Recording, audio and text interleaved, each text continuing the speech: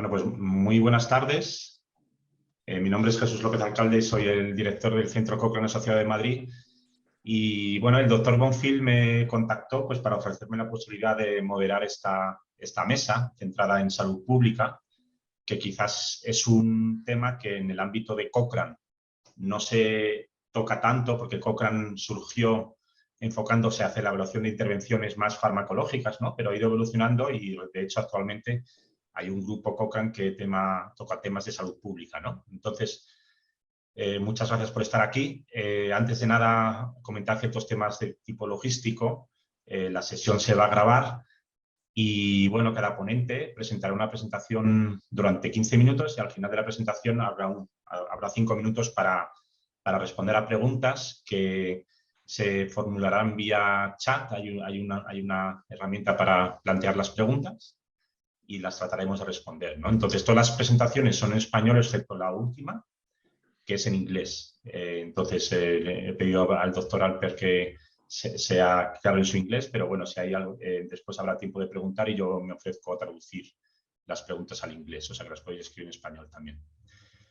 Pues muy bien, sin más voy a ir dando paso a los ponentes. Estoy encantado que estén aquí. Muchísimas gracias por haber aceptado participar, considerando las agendas tan repletas que tenéis. Entonces, bueno, yo he tratado de invitar colegas con los que me he ido colaborando a lo largo de mi etapa profesional, y la primera ponente es Paloma Navas, mi compañera de residencia en Medicina Preventiva y Salud Pública, que será la primera. Después vendrá Carlos Martín Saborido. He ordenado las ponencias en función de dónde se encuentran sus actuaciones en relación con el paciente, ¿no? Paloma actualmente está más en la trinchera, por así decirlo, en un hospital, en el Hospital del Escorial, y también trabaja como preventivista. Después vamos a pasar a Carlos, que está trabajando en el Ministerio de Sanidad en España, a Carlos Martín Saborido. La tercera presentación será de Eduardo Celades, que está trabajando en UNICEF, en Nigeria. Y finalmente vendrá Brian Alper, que no sé si le conocéis, es cierta leyenda en el mundo de la medicina basada en la evidencia. Bueno, él fue el que creó Dynamet, un buscador de recursos de evidencia. Entonces nos va a proponer como un abordaje como para poner en común el conocimiento, estandarizarlo y que se pueda compartir entre distintas disciplinas, ¿no? Entonces, antes de dar paso a Paloma, me gustaría destacar que en breve tenemos el placer de poder celebrar una reunión presencial que reúna a todos los colaboradores de la red Cochrane Iberoamericana y, por supuesto, abierta a quien quiera venir. Se va a celebrar en octubre, entre el 17 y 20 de octubre.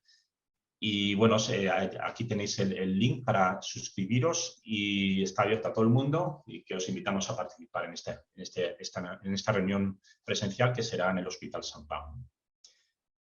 Muy bien, pues nada, Paloma, te doy paso para que empieces tu presentación. Muchas gracias. Muchas gracias. Voy a compartir mi pantalla.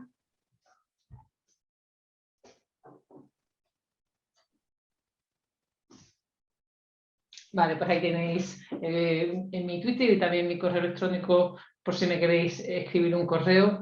Dar las gracias a Jesús y a toda la red. La verdad es que a mí también me ha hecho mucha ilusión estar en esta reunión con vosotros hoy, y deciros que, bueno, mis objetivos para la reunión es compartir con amigos los aprendizajes que he tenido. Me voy a alejar de una presentación academicista y voy a ir a una presentación más de mi experiencia en la gestión como directora general de salud pública en Cantabria, que está en el norte de España, y ahora como médica preventivista en un hospital comunitario español, ¿no? Una perspectiva de las organizaciones tanto de salud pública como sanitaria, para mí muy interesante, y es lo que me gustaría compartir con vosotros.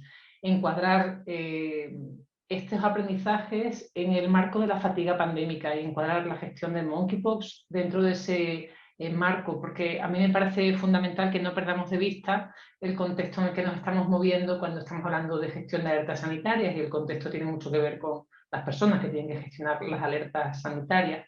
Y por último, estoy muy ilusionada en aprender tanto de participantes como del resto de ponentes. Algunos de los documentos de los que voy a mencionar están colgados en la página web de la Sociedad Española de Medicina Preventiva. Yo soy vocal de la Junta Directiva y en el área de vigilancia epidemiológica podéis encontrar eso, algunos de los informes de OMS y las cosas que están abiertas al público. O sea, que os voy a hablar de una perspectiva organizativa de aprendizaje, y me gusta pensar en cuál es mi definición de aprendizaje en una organización. El aprendizaje no es sino cambio, ¿no? Adaptación. A mí me gusta utilizar este esquema de Rafael y de la Harvard Business School, y me gusta porque me parece muy sencillo. El primer concepto que él nos plantea es que las organizaciones son sistemas. Eso quiere decir que si un miembro de la organización cambia, el resto cambia también. Eso puede ser negativo, pero también puede ser muy positivo, porque también nos habla de un liderazgo independientemente de a qué nivel jerárquico estemos en la organización. En segundo lugar, él habla de que la adaptación y los aprendizajes, los cambios, son procesos y son resultados. El resultado de lo que queremos conseguir va a depender mucho de cómo hacemos ese proceso. Por ejemplo, si tenemos que consensuar un protocolo entre elementos de salud pública y elementos del sistema de salud, la manera en la que convoquemos la reunión, la manera en la que preparemos el contenido de la reunión, la manera en la que cuidemos los detalles, que no se nos olvide convocar a nadie, que estén los objetivos bien claros, nos va a ayudar a que el resultado también sea mejor, ¿no? Y por último, que esta idea de que no hay fórmula correcta, que a mí también me parece muy interesante. Los aprendizajes que yo os traigo aquí hoy tienen que ver con las organizaciones en las que yo he trabajado, y vuestras organizaciones pueden ser totalmente diferentes, ¿no? Él habla de los líderes, y yo creo que los líderes somos todos. Es la responsabilidad o el encargo de cada uno de nosotros encontrar cuál es la fórmula, cuál es el sistema para que esos aprendizajes y esos cambios se den en las organizaciones. Y los aprendizajes son de todos y de todas, que eso es muy positivo. Os comentaba desde el principio que yo quería encuadrar esta respuesta a monkeypox en el marco de la fatiga pandémica. La fatiga pandémica, según definió la Organización Mundial de la Salud, va más allá de un simple cansancio. En este esquema nos habla, en este informe de la OMS, sobre de qué dependen los comportamientos protectores. Estaban pensando en el tema de las mascarillas, ¿no? De la distancia, etcétera, pero realmente el comportamiento humano en general se puede resumir con este esquema. Tiene que haber una capacidad de hacer las cosas, tiene que haber una oportunidad y tiene que haber una motivación. Yo siempre digo que si tú quieres tocar la guitarra pero no tienes guitarra, pues difícilmente. Si no sabes tocarla tampoco, y si tienes guitarra y sabes pero no tienes ganas, pues tampoco lo vas a hacer, ¿no? La motivación es un ámbito muy importante porque es un elemento fundamental del comportamiento. A la hora de trabajar con organizaciones que tienen que responder a alertas sanitarias, el comportamiento de sus miembros o el comportamiento de la población que queremos que sigan unas recomendaciones, va a estar afectada por su motivación y por tanto por la fatiga. Voy a hacer un poquito de zoom en el ámbito de la fatiga pandémica en este esquema para ver cuáles son los elementos que se identifican, ¿no? Y que se correlacionan con la fatiga. Por ejemplo, la confianza, que me parece un elemento fundamental. Si queremos que en la gestión de monkeypox tengamos una respuesta específica de ciertos, imaginamos, asociaciones concretas de pacientes o ciudadanas, tenemos que establecer una relación de confianza, ¿verdad? La confianza en quién nos está dando la indicación es importante a la hora de estar motivados para tener un comportamiento específico, las emociones que tenemos al respecto, y en este sentido también es importante contextualizar la situación en la que están los profesionales, tanto sanitarios como los salubristas, no solamente aquí en España, sino en todo el planeta, en el ámbito de la salud mental. Como la gestión de COVID no ha sido una gestión difícil, ha sido una gestión en muchos casos traumática, y como tenemos profesionales que están pues, en situaciones psicológicas de trastorno de estrés postraumático, depresión, etcétera, ¿no? Tenemos que tenerlo en cuenta a la hora de gestionar esta alerta. No podemos llevar un coche a 300 km por hora durante muchas horas porque se acaba quemando, ¿no? Que es lo que nos ha pasado. Y por último, la molestia percibida, ¿no? Como las indicaciones que queremos hacer, hasta qué punto tienen un coste en esa persona, en esa organización. Bueno, teniendo en cuenta este esquema o este marco de fatiga pandémica, que yo creo que es un elemento importante, he resumido como en 8 puntos, de una manera muy sencilla, lecciones que yo creo que se pueden aplicar a la gestión de esta alerta en general, de todas las demás. La primera es la idea del autocuidado. muchísimos profesionales sanitarios de salud pública han trabajado en situaciones y siguen trabajando en situaciones de muchísima fatiga, de muchísimo agotamiento, y el autocuidado, el poder poner límites, por ejemplo, al trabajo, que siempre es eterno o siempre es interminable, sobre todo en estas situaciones, es muy importante para poder mantenerse a lo largo del tiempo, ¿no? Hemos visto a personas que lo han dado todo y se han quemado muy rápido, ¿no? Entonces, entender que es una carrera de fondo y que la situación de las alertas sanitarias pues, va a seguir sucediendo, que la organización está cansada y que es importante ver esto pues, con las luces largas, ¿no? A largo plazo. La otra idea para mí importante es que tu equipo es el mejor equipo. Yo creo que todos los que lideráis equipos me entendéis bien lo que quiero decir con esto. El reto está en sacar lo mejor de cada persona que forma parte de los equipos, y no es tan fácil hacer cambios en los equipos de manera rápida. Cuando estamos frente a una alerta tienes que trabajar con el equipo que tienes, ¿no? Y a veces es mejor ver la fortaleza de tu equipo que centrarte en las debilidades que tiene tu equipo. Cuida a la gente, cuidar las sensibilidades de tus compañeros de trabajo, ¿no? de las otras organizaciones. La relación entre salud pública y el sistema de salud no siempre es fácil, tiene muchas aristas, y a veces hay dificultades que tienen que ver mucho con el factor humano, con esas relaciones personales. Cuando nos metemos ya menos en lo personal y más en lo concreto, en lo material, digamos, la idea de la anticipación. O sea, toda la gestión de alertas y emergencias nos requiere, y lo que hemos visto es que tenemos que tener una mentalidad de anticiparnos. Para anticiparnos tenemos que prever qué es lo que puede suceder. Y para prever qué es lo que puede suceder, lo más útil es hacer checklists y trabajar con listas en los diferentes ámbitos de nuestro trabajo que anticipen en qué tipo de situación nos podemos encontrar, qué tipo de necesidades materiales podemos tener, qué tipo de necesidades de recursos humanos, y asegurarnos que todo lo que podemos preparar lo tenemos preparado y nos hemos anticipado a estas situaciones. Pues si tenemos que tener un stock de determinados medicamentos, o si tenemos que tener un plan B por si se nos acaban las camas, o dónde tenemos que poner a una persona que entre en una puerta de un hospital con monkeypox. Tenemos el box o el área de aislamiento localizada, está correctamente identificada, hay carteles para identificar ese área. Hay que pensar durante muchas horas para hacer estos checklists y hacer esta planificación que nos permita anticiparnos. Y además, el anticiparnos lo que hace es que la organización sufra menos. Cuando se da una situación de estrés, cuando no tienes un paciente en la puerta de urgencias con monkeypox, sino 10 a la vez, como ya lo has previsto, la organización ya está más tranquila y sufre menos estrés. Y esto es muy importante porque efectivamente estamos en un cuadro de estar cansados. La adaptabilidad, cómo nos movemos de una situación de muy bajo riesgo a medio riesgo a riesgo alto. Aquí me gusta señalar que un aprendizaje muy útil que hemos tenido con el COVID es la idea de los escenarios. Os he señalado aquí, por ejemplo, el escenario que uno de los escenarios que hemos trabajado nosotros en el hospital a nivel de visitas. Me parece que consultas, sí, las visitas que había en consultas, hospitalización, tal. Y lo que hemos pensado es riesgo bajo, riesgo medio, riesgo alto, muy alto. Esta idea de por escenarios nos ayuda a ordenar la mente a la hora de poder adaptarnos según cambie la situación epidemiológica, aumenta la sensación de control en los profesionales y nos ayuda a pensar sistemáticamente en todas esas áreas que se pueden ver afectadas. Mucha gente, por ejemplo, al principio de monkeypox decían, bueno, es que por la transmisibilidad pues no vemos que sea, se aventuraban muy rápidamente a hacer una predicción, ¿no? Que yo es una cosa que quizás les he cogido manía por mi experiencia con el COVID, a lo de las predicciones, pero realmente para mí lo significativo no es si va a ser monkeypox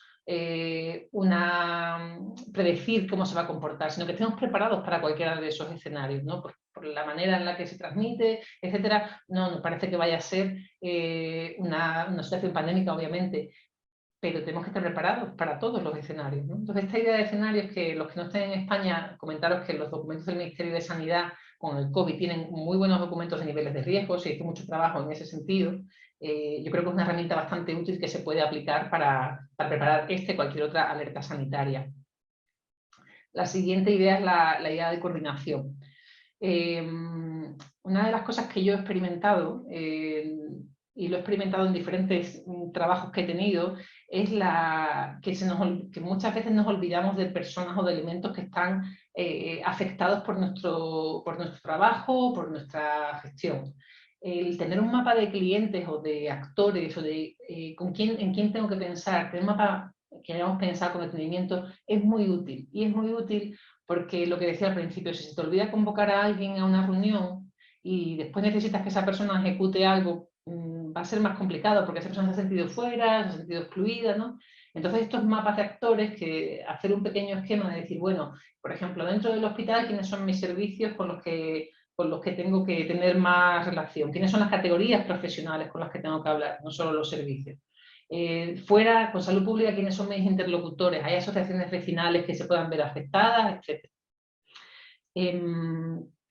A mí me consta que, por ejemplo, en muchas comunidades autónomas en España, o en algunas por lo menos, están haciendo muchas reuniones con asociaciones del colectivo LGTBI, que son unos socios fundamentales, en concreto con la naturaleza del brote, de tal y como se está distribuyendo, transmitiendo aquí en España, ¿no? Y esa relación de aliados tiene mucho que ver con la coordinación, con cuidar las reuniones, con convocar adecuadamente, con hacer a lo mejor reuniones pequeñas en las cuales también escuches a qué es lo que tienen que decir estos interlocutores.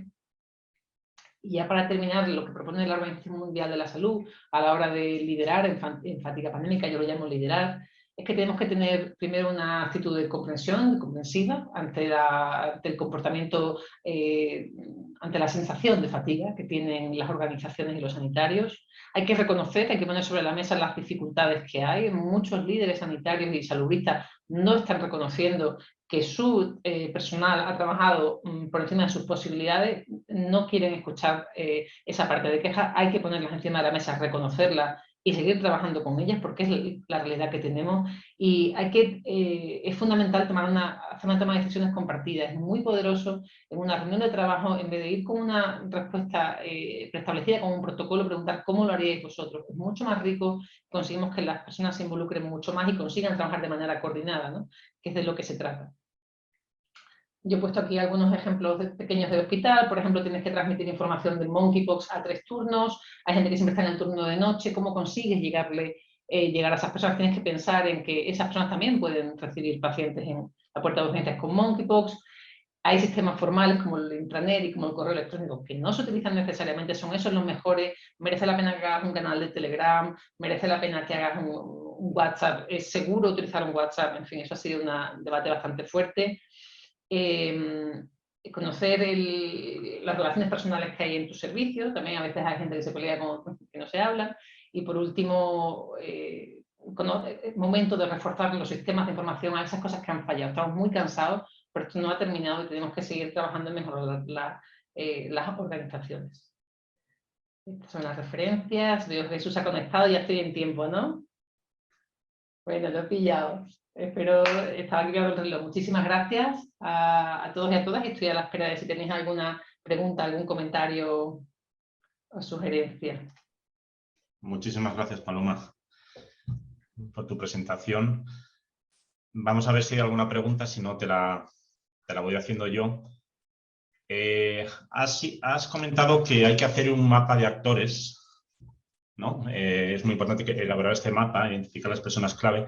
Mi pregunta es, cuando tenéis necesidad de identificar evidencia sintetizada para apoyar vuestra toma de decisiones, ¿habéis creado una figura que se encargue de esto o es una búsqueda más o menos espontánea de la evidencia? ¿Cómo os manejáis? Mira, nosotros, una herramienta que ha sido muy útil ha sido la Sociedad Española de Medicina Preventiva y Salud Pública. Nosotros nos hemos manejado dentro de la sociedad trabajando con evidencia. La evidencia sobre todo se ha dado en aspectos muy de transmisibilidad de COVID, los aerosoles, la limpieza de superficies, ¿no? Toda esa parte, la evidencia a nivel de que ha fallado, que hemos aprendido, o sea, la investigación en gestión no ha sido por lo menos no ha sido muy compartida en nuestro ámbito. Se ha compartido mucho evidencia concreta que a veces era contradictoria. Y sí se ha hecho de una manera espontánea. En la sociedad hay redes de trabajo, algunas funcionan más activamente, otras funcionan menos activamente, y lo que hemos intentado también ha sido sacar documentos de consenso cuando no había una evidencia científica muy específica de un ámbito, pues entre todos nos ponemos de acuerdo y decimos, bueno, lo más razonable ahora con el conocimiento que tenemos es este. Yo, por ejemplo, he encontrado problemas importantes con la evidencia científica respecto a la planificación de cirugías y COVID. Ese, por ejemplo, ha sido un ámbito que es todavía bastante peliagudo porque muchas cirugías se están retrasando por el COVID y la evidencia científica todavía es de previa a la vacunación, ¿sabes? No contamos con conocimientos suficientes todavía para tomar las decisiones correctamente. Y si tuvieras que proponer una estrategia para mejorar estas debilidades que has encontrado en cuanto a la identificación y utilización de la información, ¿nos podrías compartir alguna recomendación concreta? Yo creo que estábamos hablando antes de cómo nos repartimos el trabajo entre todos. La estructura de toma de decisiones, los grupos de trabajo más estructurados, quizá podía estar orquestado por el ministerio si tuviese capacidad de personas, ¿no? Es decir, grupos de trabajo como el que tiene nuestra sociedad, pero en vez de cada sociedad que tenga un grupo de trabajo y que esté multiplicado, pues a lo mejor hacer consejos asesores un poco más grandes. Y después una cosa que veo un problema tremendo para la coordinación entre salud pública y los sistemas de salud es que los que están elaborando los protocolos en base a la evidencia disponible no están en los sistemas de salud. O sea, los grupos de trabajo son puros salubristas. ¿Qué pasa? Que una vez que estás en el sistema de salud te das cuenta que son protocolos que muchas veces no se adaptan a la realidad del día a día de un sistema de salud. Entonces hay una carencia de grupos compartidos, de personas con diferentes perfiles profesionales. Yo creo que eso sería una red de trabajo coordinada y perfiles mixtos sería fundamental para poder tomar decisiones, porque estamos tomando muchas decisiones a ciegas, ¿no? Vale, perfecto, muchas gracias. Sí. Además, ese comentario viene muy bien para hilar con la siguiente presentación, que es la de Carlos. Bueno, si hay alguna persona que quiera hacer alguna pregunta, la puede seguir formulando en el módulo de preguntas y respuestas. No veo ninguna, no sé si es que no se puede o que no hay ninguna pregunta, pero bueno, ahora volvemos al tema. Entonces, hilo con el tema de Carlos Martín Saborido, que es el siguiente ponente. Has comentado, Paloma, que en el Ministerio pues debería haber grupos multidisciplinares, ¿no? Pues Carlos nos puede presentar un buen ejemplo de la participación en el Ministerio. Carlos tiene formación en fisioterapia, pero yo he colaborado con él, él se especializó después en evaluación económica, he colaborado con él en guías de práctica clínica, en informes de evaluación. Entonces, cuando quieras, Carlos, puedes presentar. El micro, por favor. Vale, fenomenal. Gracias, Jesús. Vale, pues fenomenal. Muchas gracias por la presentación. Voy a ver si se ve bien la presentación. Creo que sí. Sí, perfecto. Vale. Muy bien, pues nada, muchas gracias, Jesús, por la invitación. Gracias, Paloma, por tu presentación. Yo lo que quería comentaros en esta sesión de hoy era un poco viajar o presentaros por la utilización de datos en vida real para la toma de decisiones. Y bueno, concretamente, para hablar de datos en vida real, pues cómo no, hablar de la herramienta Valtermed, que es la herramienta que manejamos aquí en el Ministerio. Entonces, bueno, comentaros, Valtermed es un sistema de información que se creó en el 2019, se presentó en noviembre del 2019 y el objetivo es determinar el valor terapéutico en la práctica clínica real de medicamentos de alto impacto sanitario y económico. Es decir, lo que intentamos es ver un poco, manejar un poco la incertidumbre que tenemos en cuanto a nuevos medicamentos. Medicamentos que tengan alto impacto sanitario, pero que obviamente tienen también un alto impacto económico. Entonces, para presentaros un poco el tema de datos en vida real y de Valtermed, me voy a centrar en estos 5 puntos para ser operativo. Entonces, el primero de los puntos es un poco hablar del contexto de los datos en vida real. Entonces, bueno, el contexto fundamental es el que os comentaba al inicio. Existe una alta incertidumbre sobre resultados clínicos. Nos encontramos actualmente con un montón de tecnologías sanitarias de los que tenemos un beneficio clínico muy reducido. Ya ha pasado el tiempo de encontrar medicamentos o tecnologías que que presenten cambios sorprendentes en determinadas condiciones patológicas. Es verdad que el salto en la inmunoterapia, actualmente con las CAR-T, sí que se están viendo resultados que son sorprendentes, pero realmente son pocas los medicamentos que lo consiguen. Tenemos muchísimas medicinas o medicamentos que tienen un beneficio clínico reducido. Luego, por otro lado, nos encontramos con la situación de que las poblaciones están infrarrepresentadas, tanto por las características propias de la población, que en los ensayos clínicos no están bien representados.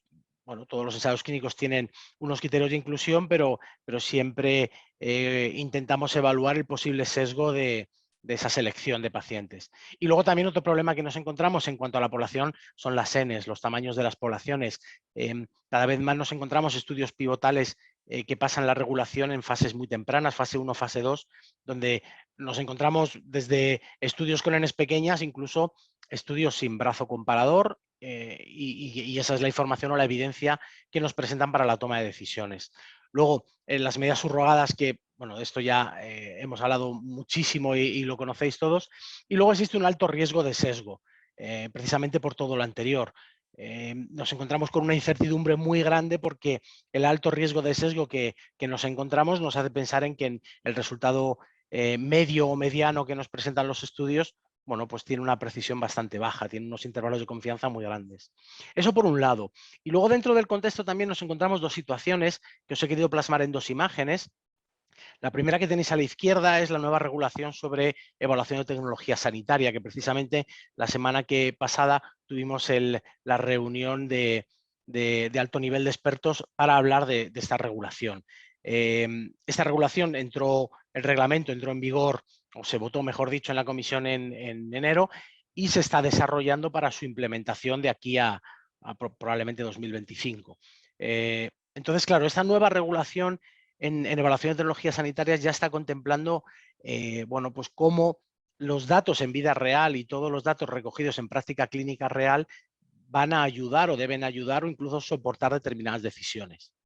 Y luego, por otro lado, la imagen de la derecha lo que tenéis es el reglamento del Parlamento Europeo, el reglamento del Parlamento Europeo y del Consejo sobre el espacio europeo de datos sanitarios.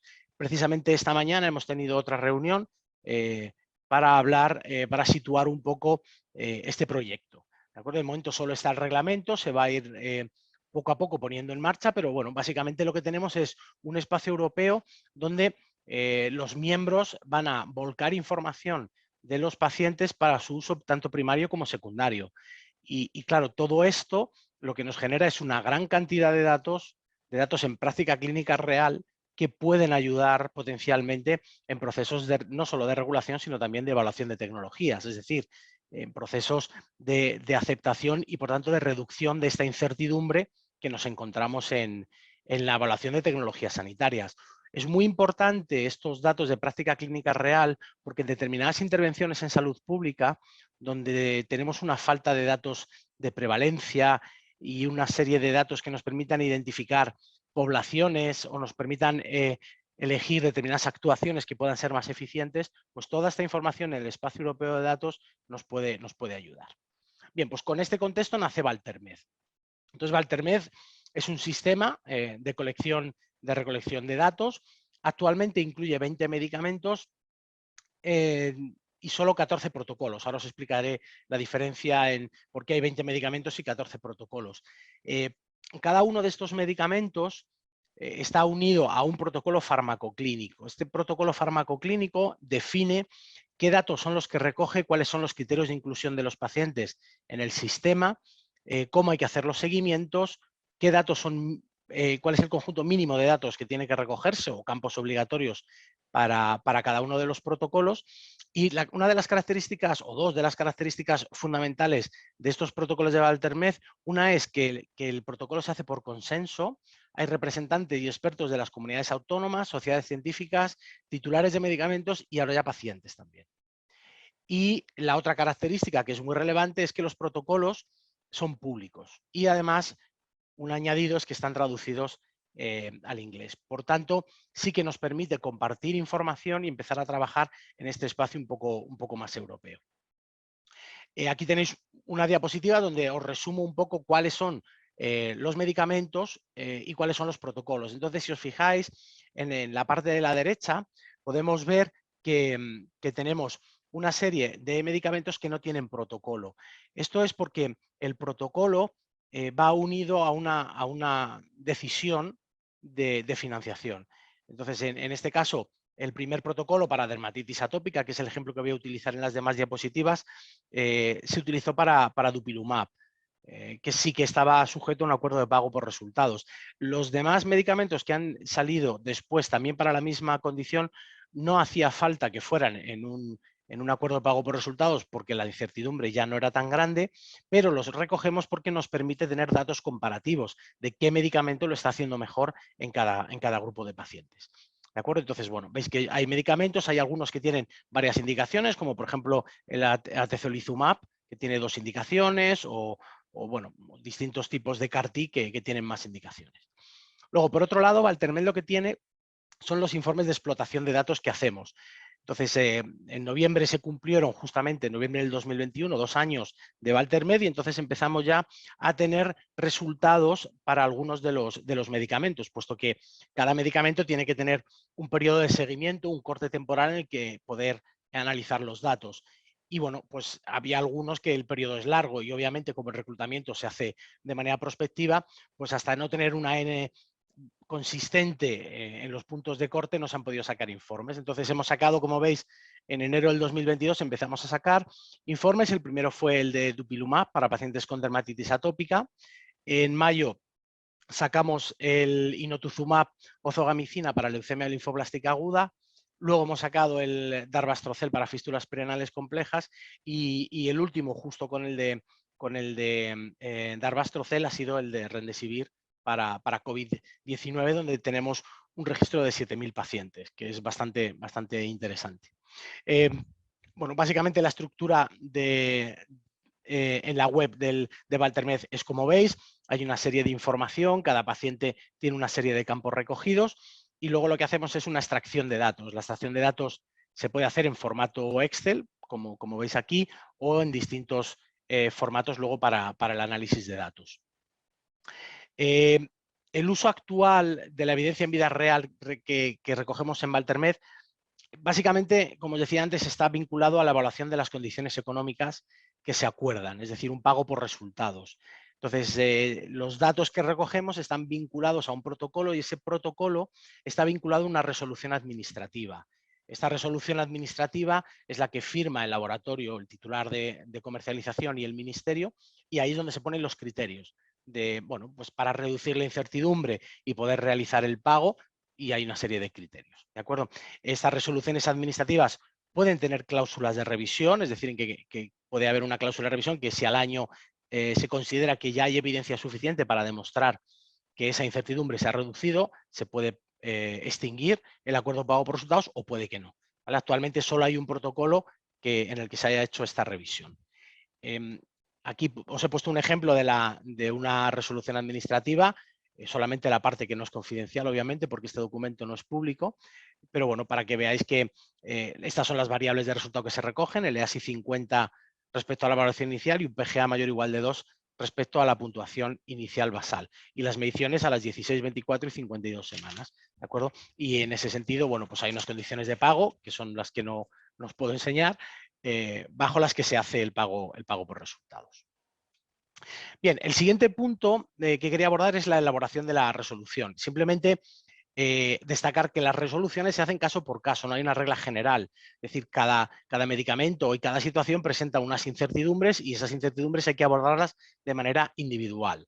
Se incluye un conjunto mínimo de resultados, como habéis visto en la resolución, ¿de acuerdo? Y a partir de ahí se decide cómo establecer el valor del medicamento.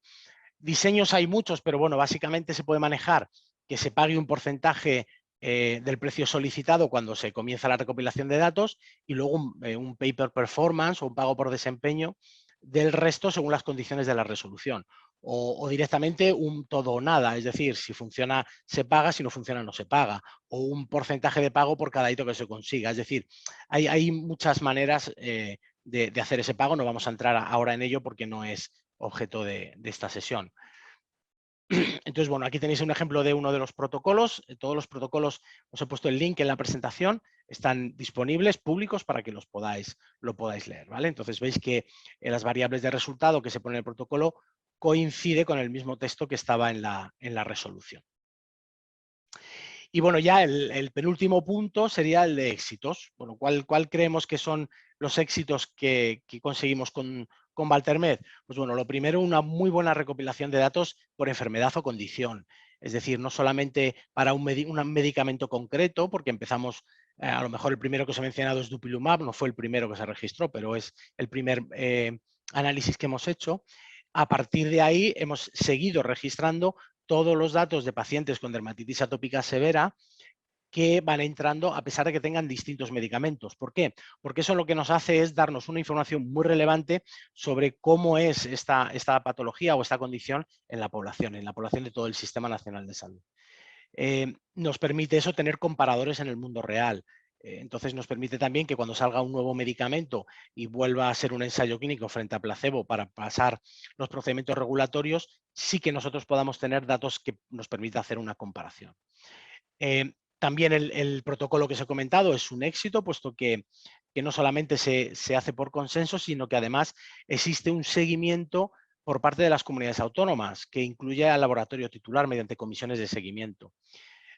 También es importante la disponibilidad de datos epidemiológicos que podemos generar, datos faltantes. Cuando vamos a hacer un análisis de impacto de una tecnología, muchas veces tenemos que andar buscando en artículos o otras fuentes cuáles son los datos epidemiológicos. De esta manera, como estamos recogiendo datos, podemos llegar a tener datos epidemiológicos interesantes. También otro de los éxitos es que Valtermed es un sistema de información modular. Vamos incorporando módulos. Por ejemplo, este mes hemos incorporado el módulo de pacientes, que ya está funcionando. Ya hemos tenido la primera reunión con asociaciones de pacientes para empezar a trabajar en qué medidas reportadas por el paciente vamos a incorporar a Valtermed para completar la información. Y bueno, como os decía, todos los protocolos que están traducidos al inglés nos parece relevante porque nos permite bueno, pues compartir información con otros stakeholders. En cuanto a las dificultades, bueno, la principal es dificultades en la completitud. Es decir, nos encontramos en algunos casos que tenemos información de un medicamento, a lo mejor en el primer corte temporal, a las 16 o a las 24 semanas tenemos un 90% de los datos y a las 52 nos bajamos al 44% de los datos que deberíamos tener. Entonces es verdad que esto se debe a una carga de trabajo de los médicos excesiva, puesto que al final si ya están metiendo la información en su historia clínica electrónica o incluso en otro registro, el meterla también en Valtermed es un doble esfuerzo. Luego otra dificultad es el equilibrio entre la facilidad de uso para médicos y facilidad para análisis de datos. Muchas veces podemos tener la tentación de, por facilitar al médico la inclusión de la información, el dificultar luego el análisis de los datos, porque las variables no se recogen de la manera adecuada, ¿vale? Entonces, en los siguientes desarrollos evolutivos de Valtermed lo que hemos hecho es generar servicios web para enviar grandes cantidades de datos y tomar información de los registros médicos, de manera que el médico no tenga que teclear o no tenga que meter la información aparte del registro electrónico que tenga, meterlo también en el registro de Valtermed. ¿De acuerdo? Esos son los siguientes evolutivos que ya tenemos en marcha en 3 comunidades autónomas. Bien, y con esto he terminado. Todo lo que queráis que os explique, os lo puedo explicar ahora o si no, con los enlaces que tenéis y mi correo que os he puesto en la primera diapo, me podéis contactar. Muchísimas gracias, Carlos, por la excelente presentación y por ajustarte al tiempo perfectamente. Entonces, hay una pregunta en el chat. Daniel Callejo nos hace esta pregunta, que si se dispone de información sobre la tasa de recogida de información para los fármacos sin protocolo farmacoclínico. Bueno, de momento no estamos sacando esta información agregada globalmente para todos los protocolos. Es decir, cuando sacamos el informe de cada medicamento sí que decimos cuántos son los pacientes registrados y cuánta es la información disponible en los distintos cortes temporales. Es verdad que para este año sí que nos gustaría sacar algún documento donde globalmente podamos dar información de este tipo, pero sí disponemos de esa información, pero no es pública todavía. Muy bien, muchas gracias. No sé si hay alguna pregunta más. Creo que no, si no voy haciendo yo alguna. Carlos, tú y yo hemos impartido frecuentemente cursos de GRADE. Sí. Y me acuerdo algún curso que impartimos para aplicar GRADE para la evaluación de tecnologías sanitarias, ¿no? Cuando el contexto de evidencia es muy escaso.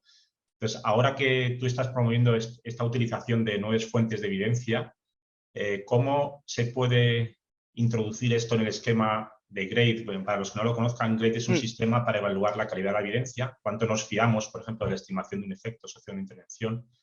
¿Cómo lo puedes incorporar tú en este esquema? Claro, la dificultad que tiene la incorporación de estudios que vengan de datos en vida real en Grade es que, bueno, partimos de que si hay estudios como tal, estos estudios son de tipo observacional, con lo cual en Grade ya partimos con una calificación de la calidad o de la certeza de la evidencia baja.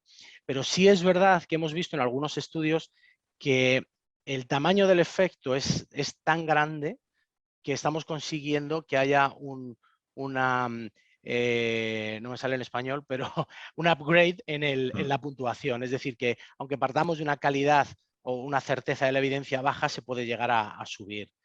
Eso por un lado. Y luego, por otro lado, donde sí se está incorporando, no es en la fase de la evaluación, pero sí en la fase de la decisión. Es decir, cuando el panel de expertos tiene que tomar una decisión y uno de los 5 componentes que tiene es la evidencia, pero luego tiene otra serie de información, sí que los estudios en vida real están soportando muy bien determinadas decisiones en presencia de evidencia a lo mejor de baja calidad. ¿Y conoces algún otro ejemplo, algún otro país en el que se esté aplicando este esquema también para apoyar la toma de decisiones? Sí. Bueno, en Alemania se ha empezado a aplicar, lo que pasa es que Alemania ha sido muy reticente con la utilización de datos en vida real, pero Alemania sí que lo está incorporando de manera formal. Bueno, también formal, pero no declarada, la alta autoridad francesa, el HAS, también lo está utilizando.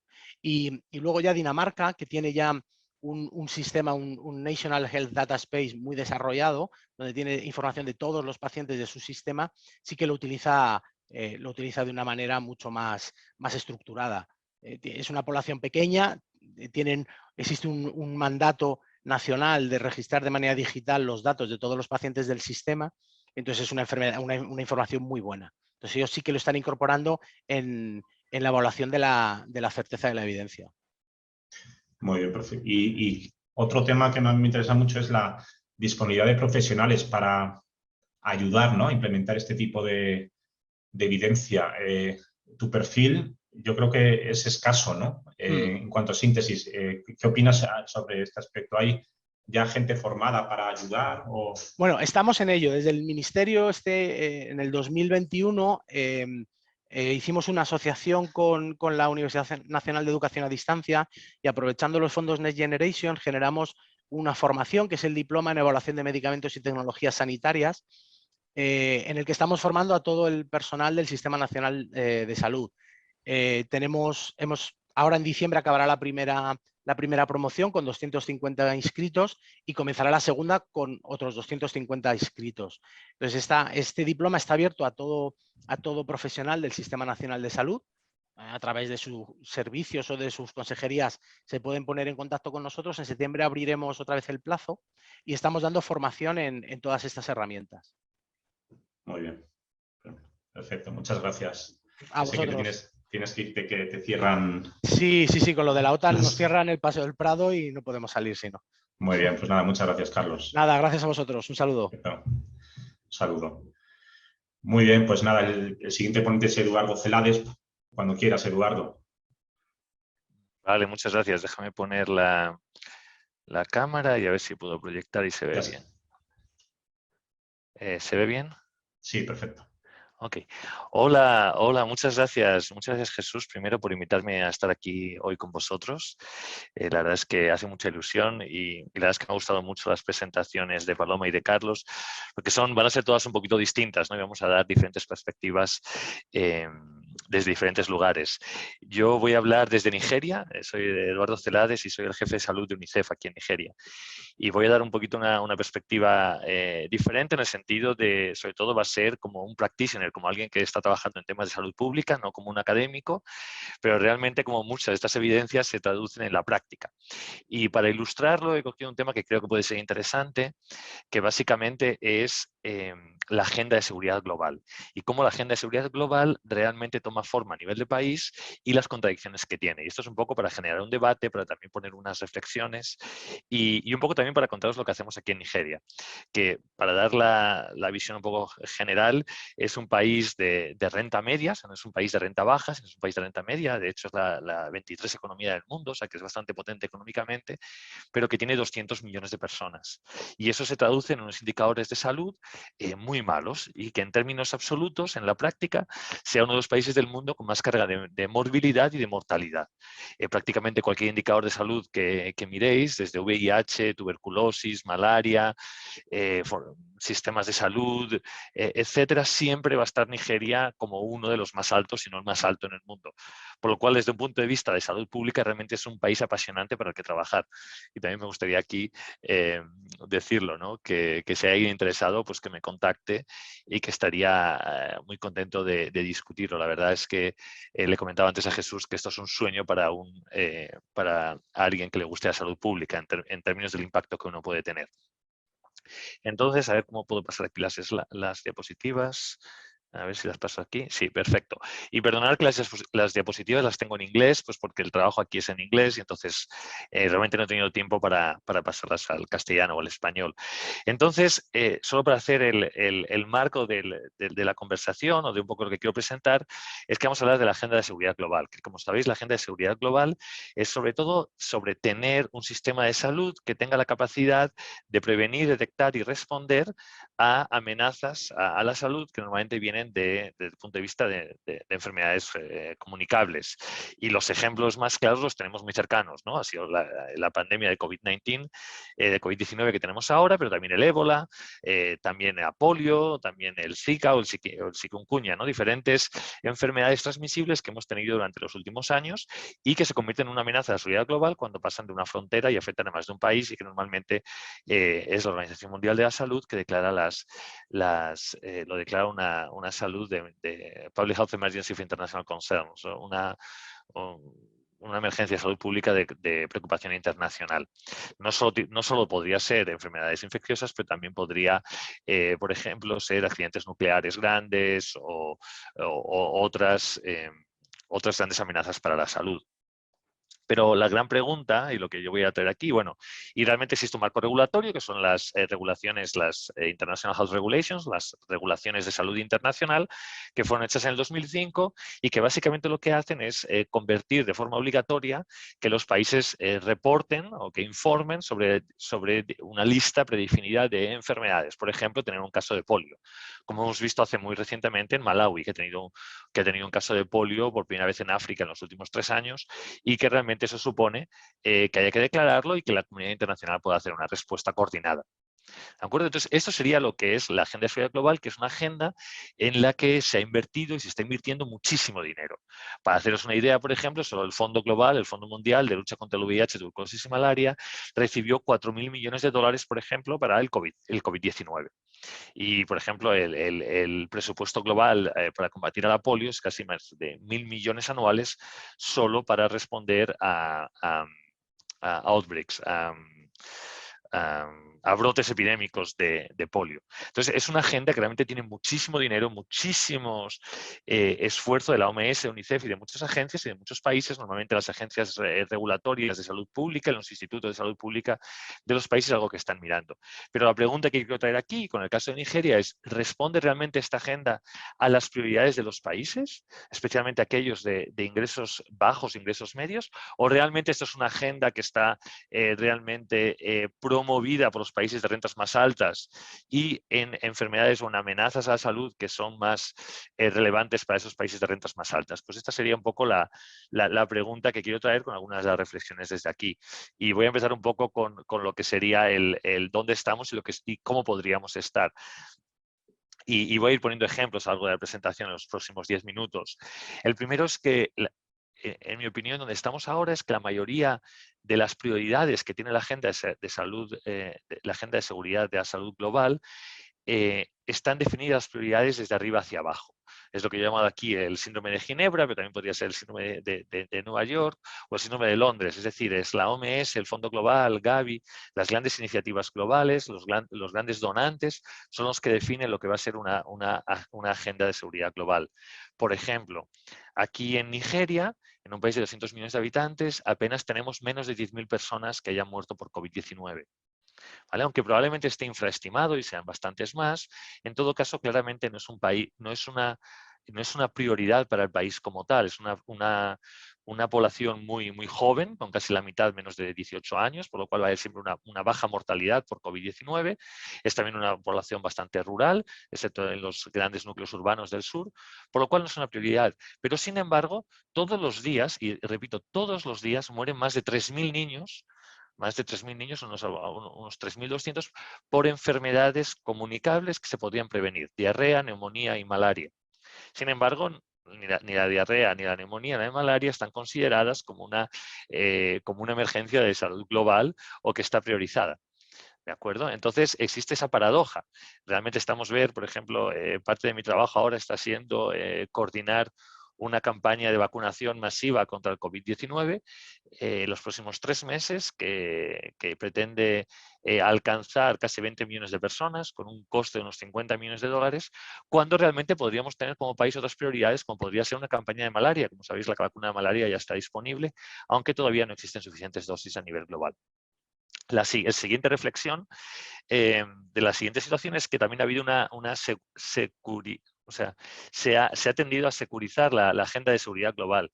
Eso quiere decir de sacarla un poco de los propios profesionales de la salud y envolver a organismos o para organismos, por ejemplo, militares, de investigación científica del complejo militar industrial, que están realmente teniendo mucho peso y mucha voz en la agenda de seguridad global. Entonces también es una situación que también se podría enfocar de otra forma, como por ejemplo ver la agenda de seguridad global como desde un punto de vista multisectorial y que realmente tendremos una seguridad de salud cuando no tengamos malnutrición, por ejemplo, o cuando muchos de los componentes medioambientales, como por ejemplo el agua, la higiene, etcétera, estén solucionados o hayan mejorado. También existe un problema claro de los instrumentos que tenemos, como las International Health Regulations, para los instrumentos normativos, porque la mayoría de ellos no son obligatorios en el sentido de que no existen sanciones si no se implementan, por lo cual en el fondo son voluntarios. Entonces, también existe ahora mismo, como muchos de vosotros sabréis, un debate a nivel internacional sobre si se tiene que hacer un nuevo tratado de pandemias o cómo convertir algunos de estos instrumentos en más obligatorios de alguna forma. También, y esto lo vemos mucho aquí en Nigeria, no existe una integración de los distintos esfuerzos que se realizan.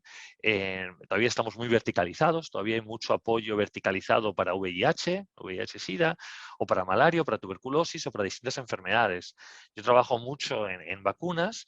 Aquí en Nigeria tenemos 16 antígenos, o sea, 16 vacunas disponibles, y todavía existe un abordaje muy verticalizado, ¿no? Por ejemplo, ahora se estaba haciendo una campaña de la vacuna de rotavirus. Hace unos meses fue la campaña de fiebre amarilla, pero no existe una integración de los abordajes. Y esto es un problema que tanto afecta a muchos países de renta baja y renta media, porque tienen problemas verticales, pero también que los propios donantes fomentan desde su ámbito o como donantes porque tienen fondos verticalizados. Y también finalmente existe una tendencia muy grande a responder en vez de a hacer prevención, ¿verdad? Y todos sabemos que prevención es mejor que la respuesta, pero todavía existe esa respuesta.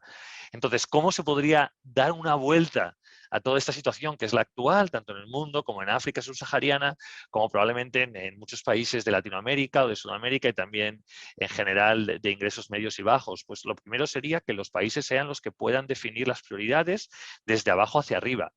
Lo segundo sería que también sean respuestas multisectoriales, como comentaba antes, con nutrición o con agua y saneamiento. También movernos de unas regulaciones bastante obsoletas del 2005 a unas regulaciones que correspondan a los retos y los desafíos que tenemos ahora en el 2022. Y el COVID-19 ha sido un ejemplo muy bueno. También cómo usar las capacidades sur-to-sur, es decir, tenemos, por ejemplo, en Nigeria el CDC, el CDC, ¿no?, que es el Instituto de Salud Pública, es fuertísimo. En Senegal tenemos el Pascal Institute, en Brasil tenemos el Fiocruz, tenemos muchísimos institutos de salud pública también en países del sur que podrían ser utilizados para estas reflexiones y finalmente utilizar todos estos fondos y todos estos esfuerzos para construir o para fortalecer sistemas de salud que realmente sean más sostenibles y que respondan a las necesidades de la gente. Entonces, ahora voy a poner aquí algunas reflexiones, ¿no? Y también voy a poner aquí algunos datos. El primero es que en países de renta baja y renta media, y especialmente que tienen situaciones de conflicto, tenemos sistemas de salud realmente muy débiles y que cuando se ven confrontados por situaciones como el COVID-19 realmente, o por cualquier otra pandemia, realmente es muy difícil que puedan ajustarse, que puedan responder. El ancho de banda que tiene un sistema de salud realmente es muy limitado. Y os voy a poner este mapa que yo creo que esto es Nigeria.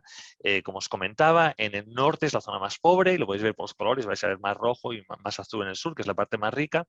Pues bien, aquí si lo veis, el ANC1 es las consultas prenatales, la primera consulta prenatal, ¿vale? Y luego veremos el segundo mapa del medio es la consulta prenatal 4, o sea, mujeres embarazadas que vuelven, y finalmente es cuántas mujeres tienen el parto realmente en las unidades de salud. El primer mapa lo que está mostrando es el acceso, ¿no? O sea, yo creo que cualquier mujer embarazada siempre va a querer ir al menos la primera vez al médico o a la enfermera para tener el primer contacto con el sistema de salud. Como sabéis, normalmente que vuelvan, ¿no? O sea, la consulta prenatal 4 significa que ha habido calidad y calidez también en la atención, por lo cual las mujeres vuelven, y finalmente es el outcome. El resultado que queremos es que el parto sea atendido por un profesional de salud, que eso sabemos que reduce la mortalidad. Pues aquí vemos de forma muy clara cómo todo eso se va reduciendo a medida que pasan con los distintos pasos. ¿De acuerdo? Entonces vemos cómo realmente no tenemos, o sea, tenemos un acceso más o menos bueno en el sur y en el norte un poco menor, tanto en el noroeste como en el noreste, en las dos esquinas son las partes que hay conflicto. Luego vemos como esto no hay calidad para que las mujeres no vuelvan, y finalmente eso se traduce en que realmente los resultados de salud de las mujeres embarazadas son muy bajos. En Nigeria ahora mismo mueren cada día 140 mujeres embarazadas. O sea, la mortalidad materna se traduce en la práctica en 145 muertes diarias. Eso, aquí hacemos la comparación, que es como si fuese un avión de tamaño medio, tamaño pequeño, se estrellase diariamente con mujeres embarazadas. Es masivo realmente. Y los sistemas de salud no consiguen responder a todos los desafíos que tienen de forma normalmente, por recursos humanos que no existen, por la falta de logística, de cadenas de suministro, etc. Y aquí entonces lo que vemos es lo que pasó, o sea, cuando además tuvimos el COVID-19, que en Nigeria se tradujo, aunque no fue muy afectada, pero se tradujo, como en el resto del mundo, en cierres de escuelas, en prioridades que se priorizó el COVID-19 en términos de la respuesta y, como decía antes, del ancho de banda. Entonces vemos aquí que justamente cómo empezó a decrecer en el 2020, en el primer trimestre del 2020, cómo empezó a decrecer el número de partos que fueron atendidos por profesionales de salud. Entonces ya teníamos una situación bastante mala, especialmente en el norte, y con el COVID todavía empeoró más, y esto ha sido casi durante año y medio. Todavía no tenemos resultados de la última encuesta de población sobre la mortalidad materna, pero probablemente vamos a haber visto que ha aumentado.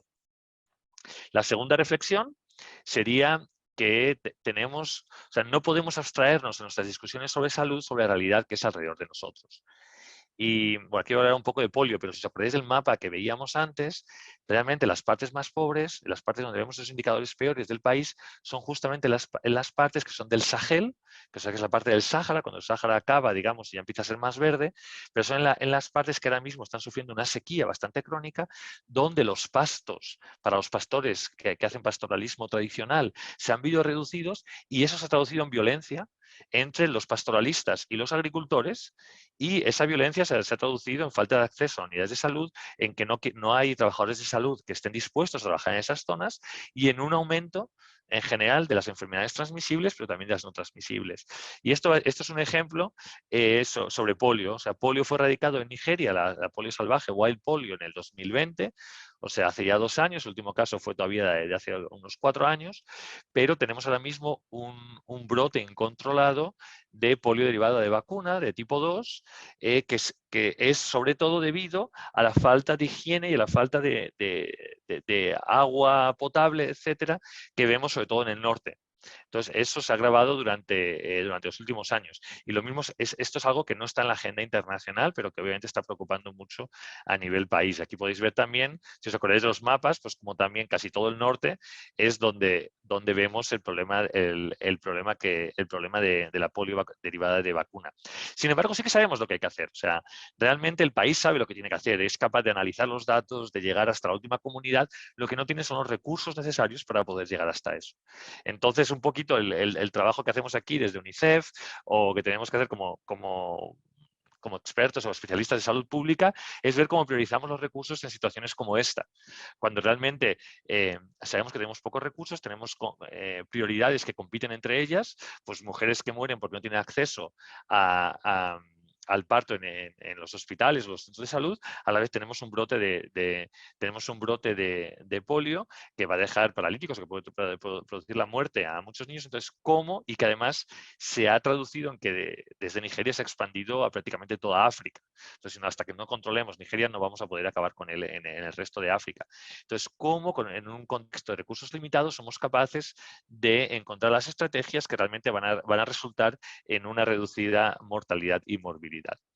La tercera reflexión es que sabemos lo que hay que hacer. O sea, no tenemos, y eso es gracias a vosotros, gracias a Jesús y a vuestro equipo y a los Cochrane, la evidencia está allí. Las cosas que funcionan las sabemos. ¿De acuerdo? Lo que a lo mejor no es tan fácil es convertir lo que sabemos que funciona en la práctica, en hacer que funcione, conseguir que existan los recursos de todo tipo, no solo financieros, pero también recursos humanos, también experiencia, también expertise, para poder llevarlo a la práctica. Y aquí os cuento pues también un par de ejemplos. El primero es básicamente que durante la inmunización la vacunación es una de las cosas que más llevamos desde UNICEF, es parte de nuestro mandato y es intentar aumentar las coberturas vacunales en el país. En este momento todavía en Nigeria la vacunación de Penta 3, de la pentavalente, de la tercera dosis de pentavalente, que es el proxy que utilizamos para medir vacunación en el país, es solo de 56%. Pero las desigualdades son enormes. Nuevamente, en el suroeste son casi el 90%, pero en el noroeste solo 1 de cada 10 niños está vacunado contra Penta. O sea, básicamente es 1 de cada 10, un 11%. Y eso que ha mejorado la encuesta del año pasado con la de hace 3 años. O sea, que ha habido una mejora sustancial, de un 7% a un 11%. Las desigualdades son masivas. Y lo que hemos visto es que durante los 2 últimos años prácticamente no ha habido progreso. Entonces, sin embargo, sí sabemos lo que se puede hacer para que mejore. Entonces, por ejemplo, aquí veis en este primer gráfico, por ejemplo, esto es el año 2021, como teníamos una tendencia muy a la baja, ¿no?, de vacunación hasta mayo del año pasado, pero en mayo del pasado lo que empezamos a hacer fueron brigadas médicas móviles. Entonces, con brigadas médicas móviles, o sea, lo que es el outreach, lo que es salir a las comunidades, sabemos que aquellos que no tienen acceso lo van a tener.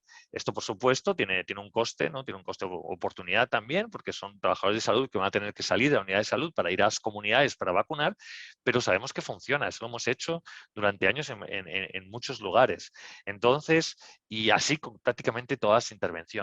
Sabemos lo que tenemos que hacer para tener un sistema de salud fuerte. Sabemos que ahora mismo en Nigeria solo hay 5 enfermeras por cada 10.000 personas. Para que os hagáis una idea, cuando el estándar de la OMS es casi hasta 30 y el estándar mínimo, digamos, para alcanzar los objetivos de desarrollo sustentable es sobre 20 y tantas. Entonces, sabemos lo que hay que hacer, pero claro, llevarlo a la práctica es un poco el desafío que nos encontramos todos los días.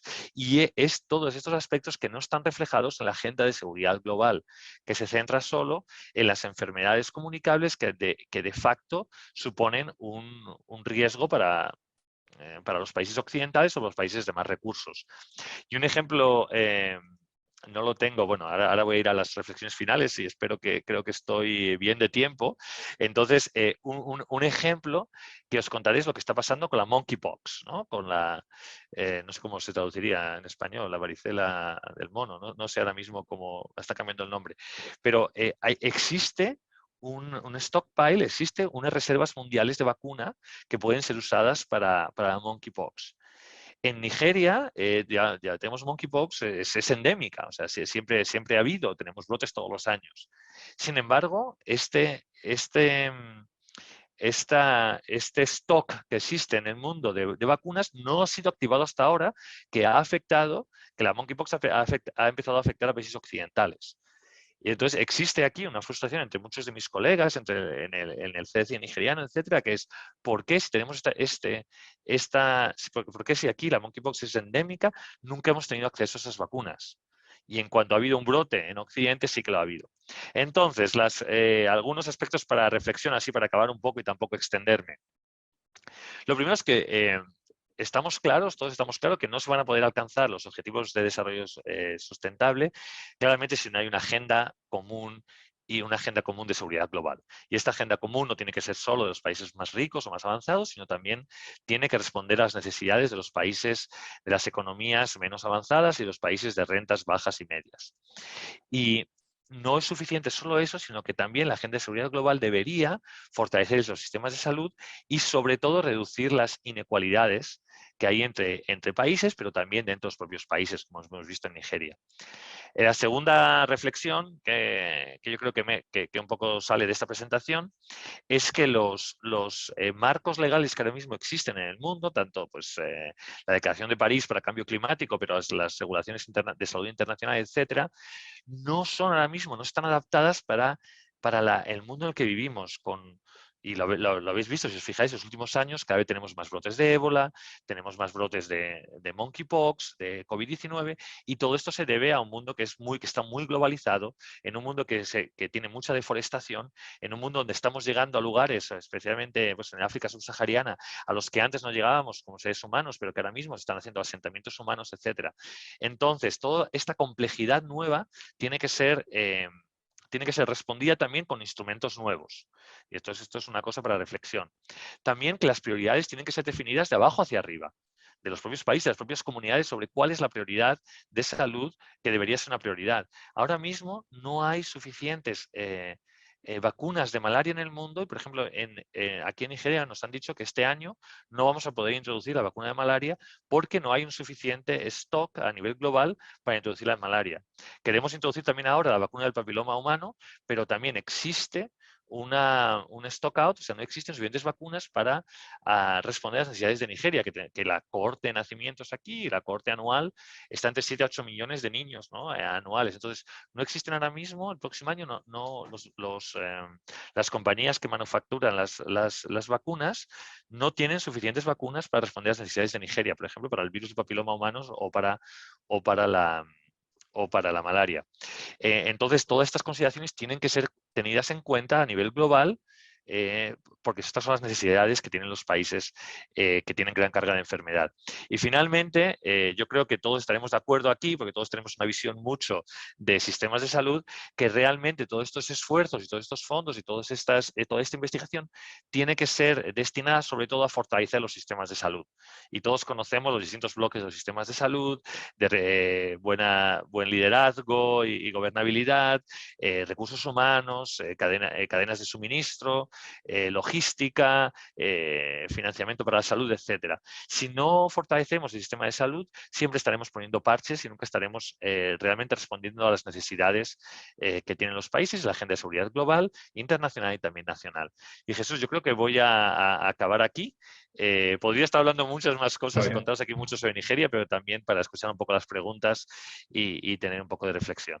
Gracias. Pues muchísimas gracias, Eduardo. Veo que no has perdido nada la pasión por el trabajo que tenías cuando te conocí hace ya unos cuantos años, o sea, me alegro que sigas entusiasmado con lo que haces. Y bueno, hay una pregunta planteada. ¿Consideras que las enfermedades no transmisibles, supongo que NT serán enfermedades no transmisibles, deben formar parte también de los planes de respuesta globales? Muy buena pregunta.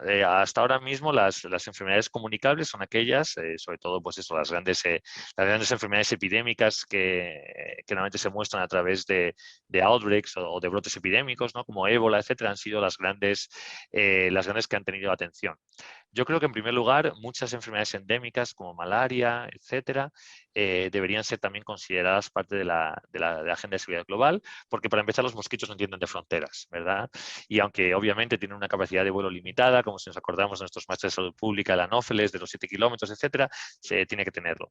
Creo que hay una prioridad que está emergiendo muy claramente, que es el asunto sobre todo con el alcohol, el tabaco y las bebidas azucaradas, etcétera, que que lo que estamos viendo es que se está externalizando los problemas de los países en vías de desarrollo, de los países de las economías más avanzadas, como el Reino Unido, España y otros, que han sido capaces de realmente poner impuestos y poner tasas a ciertas prácticas nocivas para la salud, y eso todavía no está pasando en el África subsahariana y en muchas de las economías menos avanzadas. Entonces, quizá el mecanismo como tal no sea la agenda de seguridad global de salud, pero sí que creo que tiene que haber una respuesta global y una respuesta concertada para evitar que las grandes multinacionales hagan una externalización de los riesgos y tengan unos dobles estándares en cuanto a, por ejemplo, la composición de las bebidas azucaradas o la propia composición de nicotina en el tabaco. Entonces, sí que creo que tiene que haber un esfuerzo concertado. Lo que no tengo tan claro cuál debe ser el instrumento legal para hacerlo. Muy bien, muchas gracias. Y rápidamente, Laura hace otra pregunta. ¿Cuál sería la medida más efectiva para que los recursos globales se distribuyan de forma más equitativa y lleguen donde más falta hacen? Muy buena pregunta. Y creo que yo creo que eso pasa por dar más voz y más voz a muchos de los países de rentas medias y bajas. Si os fijáis en la gran arquitectura mundial de la ayuda al desarrollo en salud y las grandes iniciativas globales de salud, como Gavi, que es la Global Alliance para vacunación, o el Fondo Mundial, o incluso el Banco Mundial con sus esfuerzos, con la Preparedness Facility para epidemias, casi todos los boards y casi todos los que tienen voz y voto, digamos, son países desarrollados, son los grandes donantes, ¿no? Son Estados Unidos, el Reino Unido, la Unión Europea, etc. Entonces yo creo que mientras esa tendencia siga existiendo, no va a haber un equilibrio, no se van a reducir realmente las inequidades, o el foco no va a estar realmente en las prioridades que tienen los países. Y el otro día tuve una discusión muy honesta y muy franca con el executive director aquí de la mayor agencia que hace vacunación y vino a decir, mirad, voy a ser muy sincero, los esfuerzos de vacunación para el COVID-19 los estáis dictando vosotros como donantes o como partners, no es nuestra prioridad. Aquí en Nigeria no hay nadie que esté diciendo queremos esto, pero la gente sí que está diciendo que quieren vacunas del rotavirus para que los niños no se mueran de diarrea. La gente sí que está pidiendo como locos una vacuna para la malaria que tiene tanta mortalidad. Entonces, tenemos que conseguir que estas dos agendas realmente se junten, ¿no? O sea, que las prioridades nacionales estén bien, con muchos recursos. Y si no hay una voz fuerte y clara de los países de menos recursos en la arena internacional, esto no va a pasar. Entonces, bueno, es lo que estamos intentando aquí traer un poco, los que estamos aquí, ¿no? Traerlo un poco a la mesa y hay iniciativas muy loables y que están teniendo mucha repercusión. Por ejemplo, AVAT, que es la Alianza Africana para la expansión de la vacunación y que está usando el COVID como un entry point, como un punto de entrada para realmente crear capacidades en África, por ejemplo, para manufacturar vacunas. Y Nigeria, como Senegal, van a conseguir hacerlo en los próximos años o tan tarde como el próximo año. O sea que realmente sí que está habiendo un movimiento mucho en esa dirección, pero todavía queda muchísimo por hacer, yo diría. Muy bien, Eduardo, pues muchísimas gracias. Pues nada, ya lo dicho, si alguien se anima a ir a trabajar contigo, ya saben dónde estás. Por favor, contactarme. Muy Excelente. Bien. Gracias. Muy bien, pues el próximo ponente se llama Brian Alper y yo creo representa muy bien, en mi opinión, el espíritu que yo encontré cuando empecé a colaborar con Cochrane. Yo vi un anuncio de Brian que buscaba voluntarios para colaborar con él en un proyecto, que ahora nos explicará cuál es.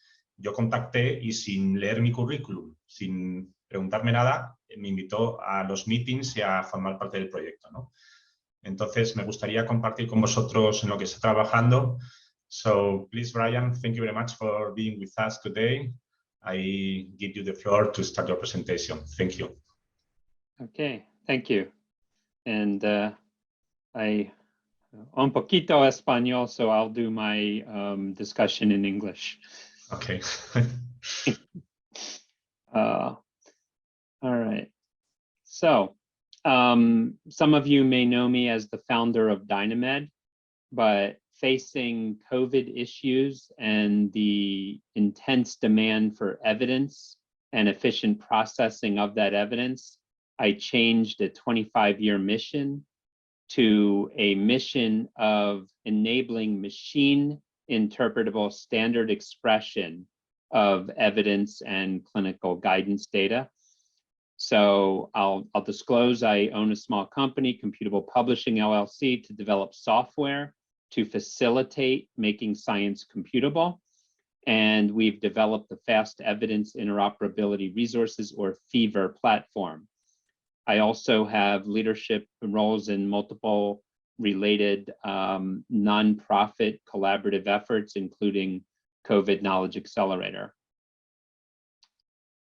So this is a view of the healthcare knowledge ecosystem as it exists today. We have vast amounts of data, and it does not interdigitate well with the evidence we wish to produce from the data, which does not interdigitate well with the guidance, which does not interdigitate well with the action we want to occur. And trying to move this along is like spinning our wheels.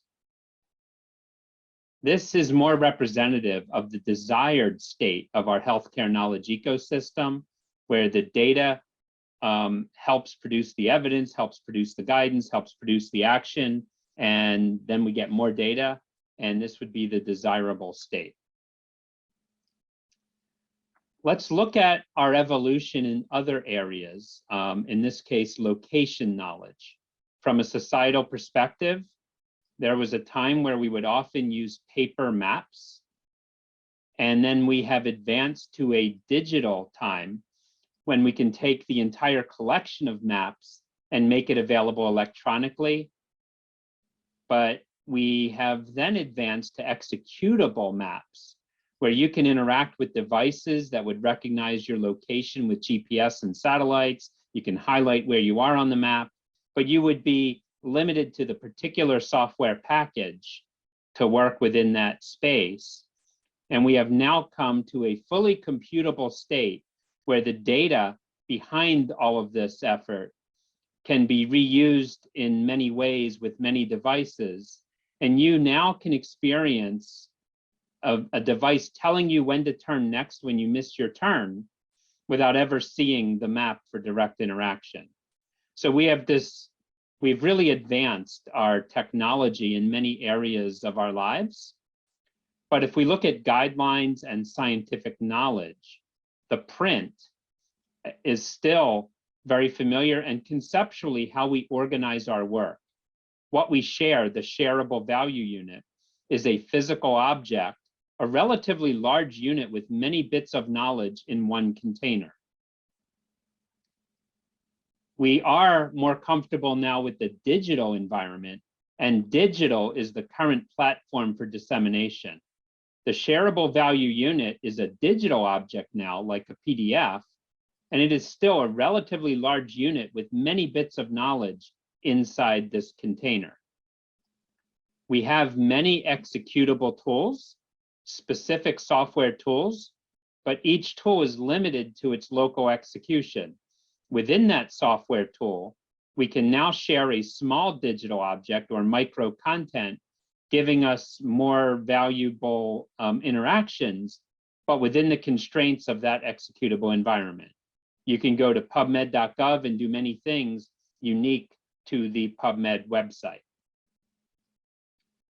What we want to reach is the computable state, a widely interactive, interoperable, integrated possibilities, and this is the platform of the near future. The shareable value unit is a small digital object, and that will enable selection in the context of interest, customized presentation for your interests, and reusable dissemination of any of the parts of the evidence. So imagine we have 7 different systems: Cochrane, clinicaltrials.gov, Medline, Magic App, GradePro, and so on.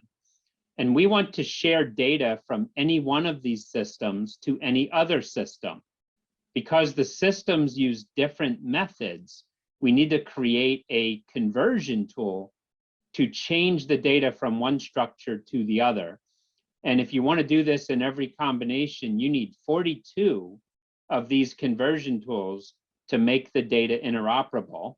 And if we added another system, we would need every pairing to do that one as well.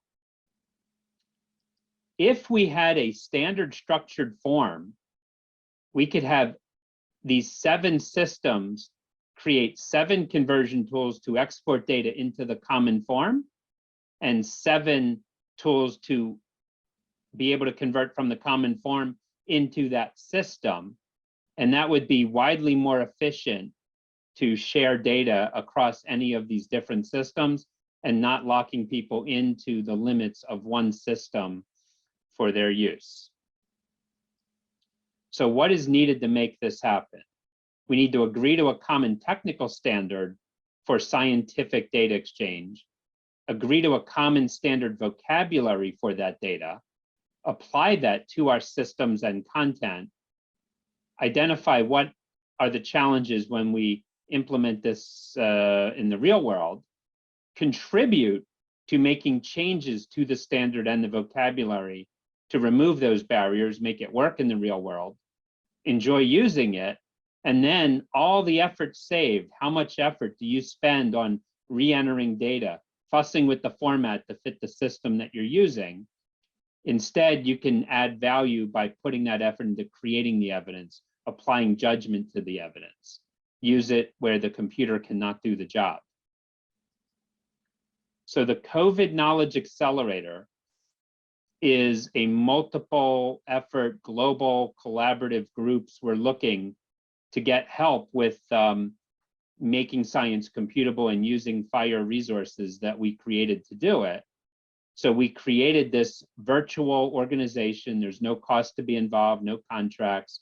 All meetings are open and transparent. You can join any of them. And it's a way to volunteer to accelerate the development and implementation of standards for evidence exchange, especially with attention to COVID, but we are now paying attention to any area of scientific knowledge. It is not limited to COVID and where our focus is. So you can use the tinyurl.com/COKA2021 to learn more. And this is a schedule with 12 meetings a week across many different activities. And you can find the ones that are most relevant to you. And I'd be happy to follow up and answer any questions about this. To give you a view of what this can look like, there is a platform called the Fast Evidence Interoperability Resources Platform. And quick summary of how we mobilize computable biomedical knowledge with it. We start with the foundation of Fast Healthcare Interoperability Resources, or FHIR. This is a standard being used to exchange health data across electronic medical records. We have extended FHIR to meet the needs of evidence-based medicine community knowledge.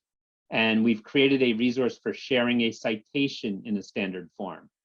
We've created a resource for sharing evidence, the statistic detail in structured form, describing each variable or PICO element in the evidence, making an evidence report to put it all together like a summary of findings, research study to describe the protocol behind the evidence, how the study was done, and artifact assessment resource, which allows us to make a structured rating or comment or classification of any other resource that we can use very structured risk of bias assessments or certainty of evidence ratings, for example.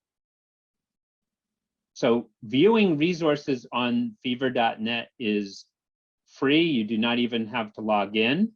And you can see the JSON or computer view, the actual way the data is shared in standard form. But we have made a text view to see an outline form of the JSON to make it a little more human readable to understand it. And for specialized types of resources, like the evidence variable, we have made very human-friendly form. So although this is in structured data behind the scenes, you can see the individual inclusion criteria and exclusion criteria if we scroll down for this particular set of eligibility criteria. You can add resources to fever.net. It is free, but you do have to log in because once you add a resource, you are the only one with edit rights to change the content to what you add. If you know how to work in the computable JSON, you can add the resource directly and you can add a number in bulk. and we are developing specialized builders.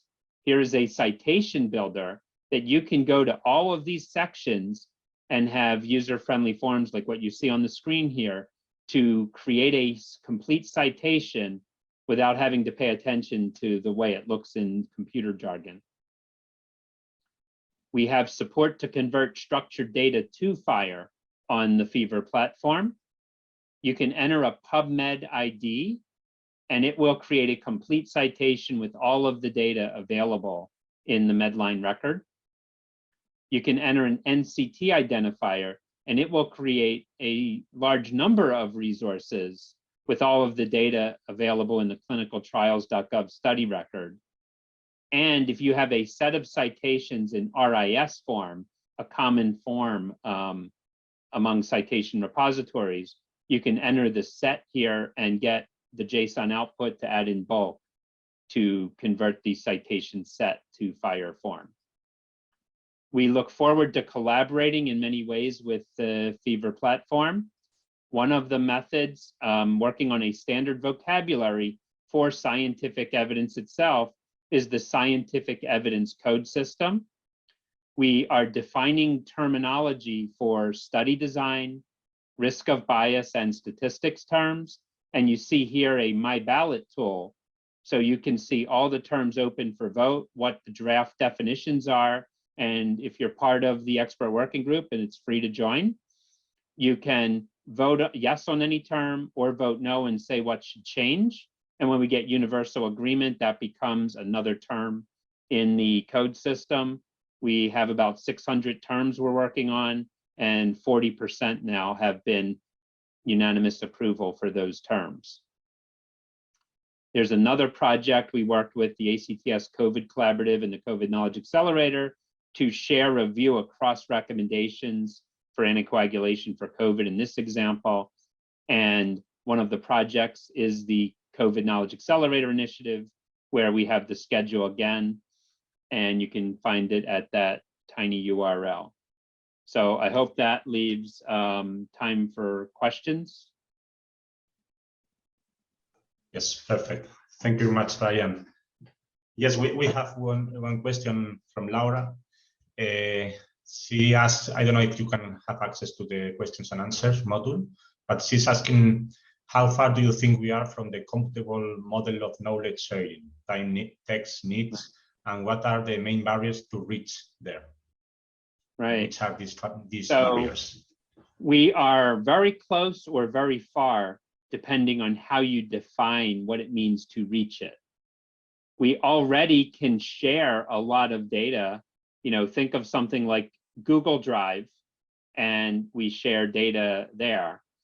So as we increase our understanding of the computable model of knowledge, each time we get another part of it that we can share, we are meeting that part.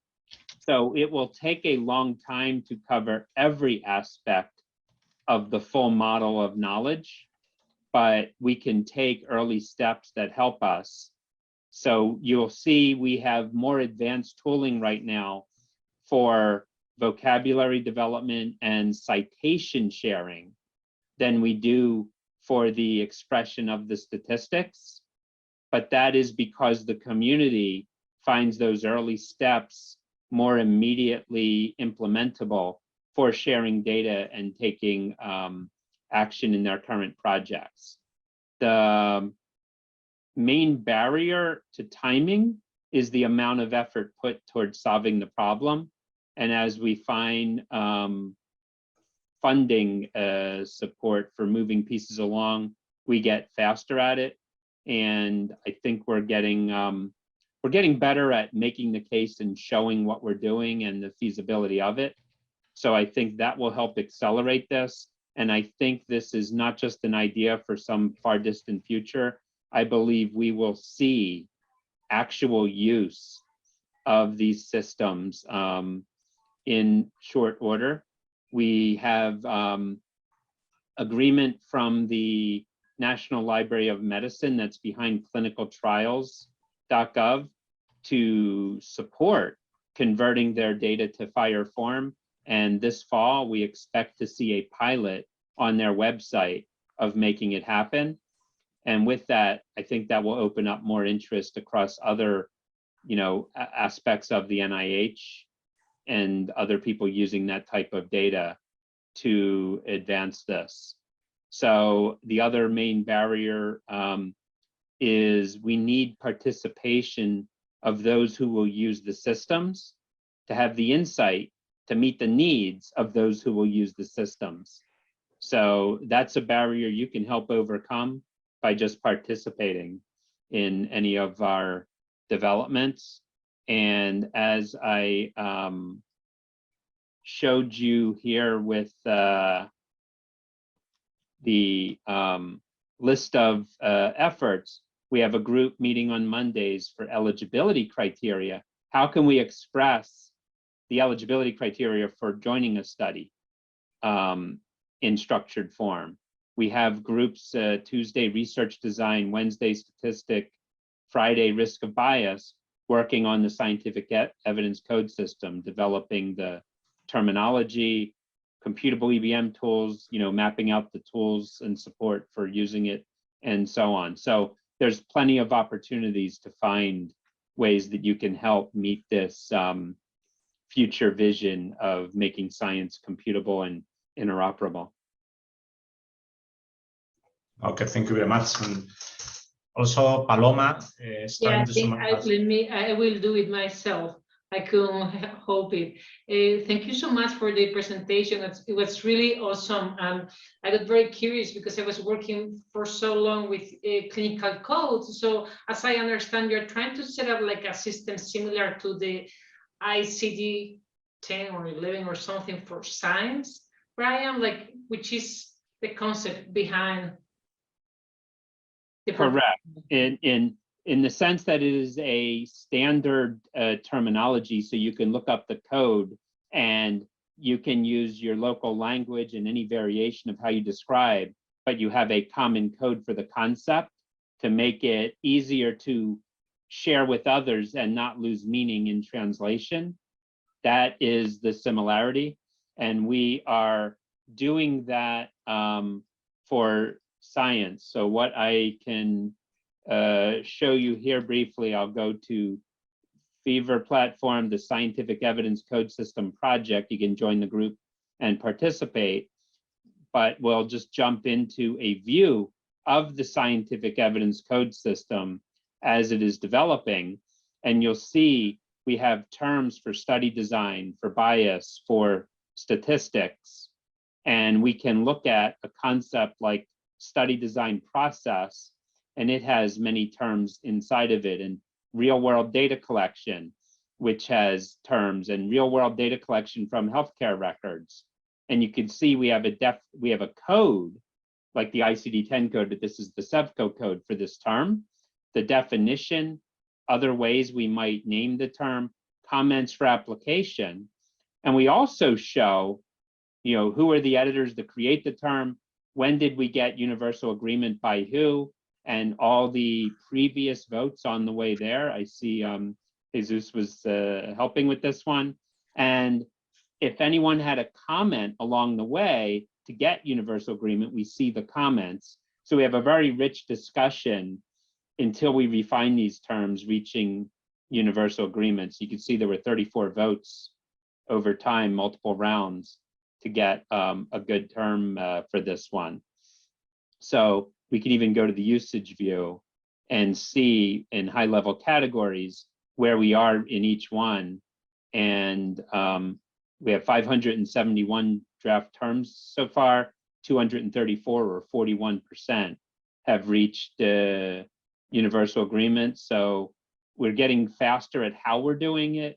So I think we will be able to complete this, in the next year or so. And the study design terms, we're nearly 100% there now.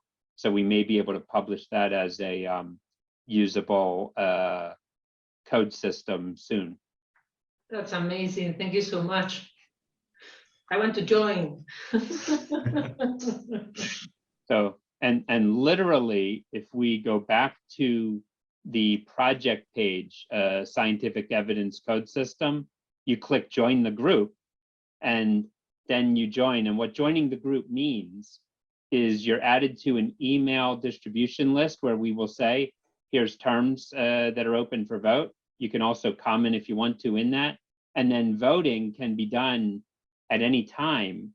And you say yes or no and give feedback for change. And you're welcome to come to the weekly meetings where we discuss, you know, the votes that have come in and make further changes as needed. So I will put that project in the chat if you want to go to it directly. And you can also simply go to, you know, the Fever platform. And from the Fever platform, you can find your way to the COVID Knowledge Accelerator Initiative or SEVCO or any number of other projects that we're working on. Okay, thank you very much, Brian. Excellent presentation, and it is a pleasure to collaborate with you in this group. So, hemos llegado ya al final, nos hemos pasado 7 minutos, pero bueno, un placer haber estado aquí. Vuelvo a repetir que en breve será el encuentro presencial de la reunión de la Red Cochrane Iberoamericana. Entonces, están invitados todos a participar del 17 al 20 de octubre. Y sin más, muchísimas gracias a Cochrane Iberoamérica por darnos la oportunidad de crear este tipo de encuentros, interaccionar con otros tipos de profesionales y establecer futuras colaboraciones. Pues sin más, yo creo que nos podemos ir despidiendo. Muchas gracias.